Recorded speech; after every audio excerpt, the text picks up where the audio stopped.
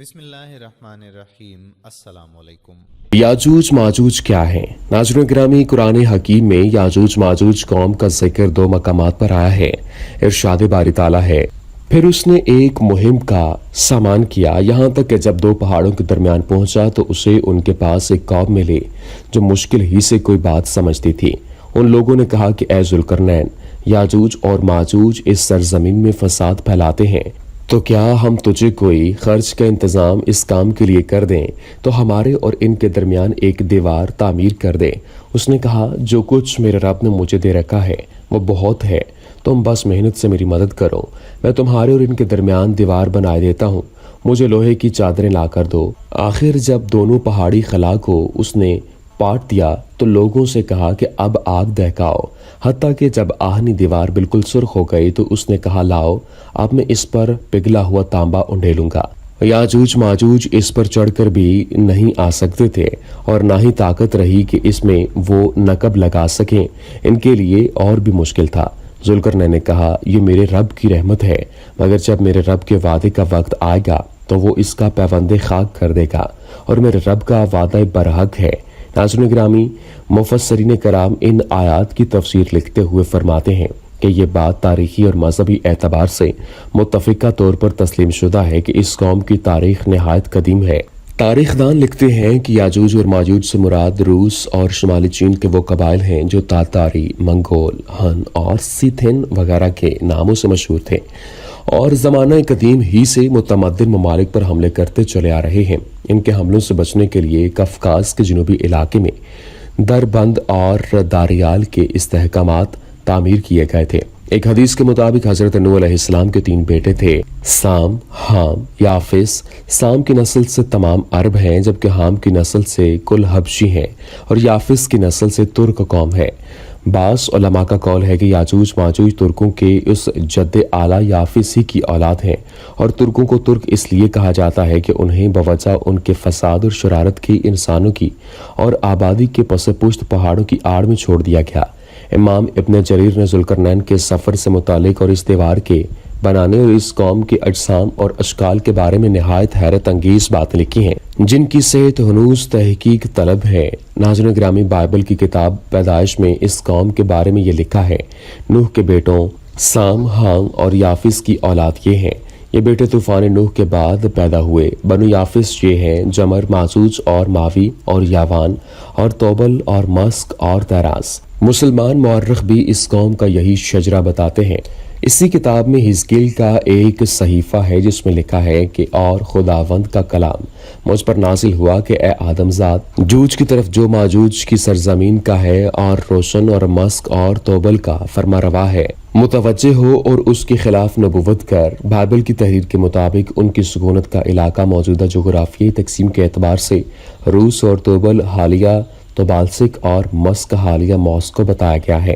ایک اسرائیلی مورخ یوسیفورس ان سے مراد سیتھن قوم لیتا ہے جس کا علاقہ بحر اسود کی شمال اور مشرق میں واقع تھا۔ جیروم کے مطابق ماجوج کا کیشیا شمال میں بحر خزر کے قریب آباد تھے۔ ذوالقرنین کی تعمیر کردہ دیوار کے متعلق بعض لوگوں میں یہ غلط خیال پایا جاتا ہے کہ اس سے مراد مشہور دیوار چین ہے، جبکہ یہ دیواریں کفکاز کے علاقے داغستان میں دربند اور داریال کے درمیان بنائی گئی تھی۔ کفکاز اس ملک کو کہتے ہیں جو بحر اسود سے اور بحر خزر کے درمیان واقع ہے۔ اس ملک میں بحیرہ اسود سے داریال تک تو نہایت بلند پہاڑ ہیں اور ان کے درمیان اتنے تنگ درے ہیں کہ ان سے کوئی بڑی فوج حملہ آور نہیں ہو سکتی اور نہ ہی تنگی کے باعث وہ اس مقام سے گزر سکتی ہے۔ البتہ دربند اور داریال کے درمیان جو علاقہ ہے اس میں پہاڑ بھی زیادہ بلند نہیں ہیں اور ان میں کوہستانی راستے بھی خاصے وسیع ہیں۔ قدیم زمانے میں شمال کی وحشی قومیں اسی طرف سے جنوب کی جانب غارت گرانہ حملے کیا کرتی تھیں اور ایرانی فرما رواؤں کو اسی طرف سے اپنی مملکت پر شمالی حملوں کا خطرہ لاحق رہتا تھا۔ چنانچہ انہی حملوں کو روکنے کے لیے ایک نہایت مضبوط دیوار تعمیر کی گئی جو 50 گز لمبی، 29 فٹ بلند اور 10 فٹ چوڑی تھی۔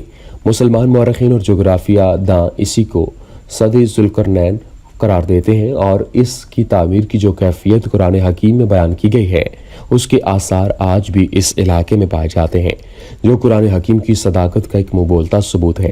नाज़रीन गिरामी, इब्न जरीर और इब्न कसीर ने अपनी तारीख में इस वाक़े का जिक्र किया है और याकूत ने भी मुआज़्ज़मुल बल्दान में इसका हवाला दिया है कि हज़रत उमर रज़ी अल्लाह तआला अन्हु ने आज़रबाईजान की फतह के बाद सन 22 हिजरी में सराका बिन उमर को बाब अबवाब दरबंद की मुहिम पर रवाना किया और सराका ने अब्दुर्रहमान बिन रबी को अपने मुकदमतुल जैश का अफसर बनाकर आगे भेजा। अब्दुर्रहमान जब आर्मीनिया के इलाके में दाखिल हुए तो वहां के फरमारवा शहर बरास ने जंग के बगैर अतात कबूल कर ली। उसके बाद उन्होंने बाबुल अबवाब की जानिब पेशकदमी का इरादा किया।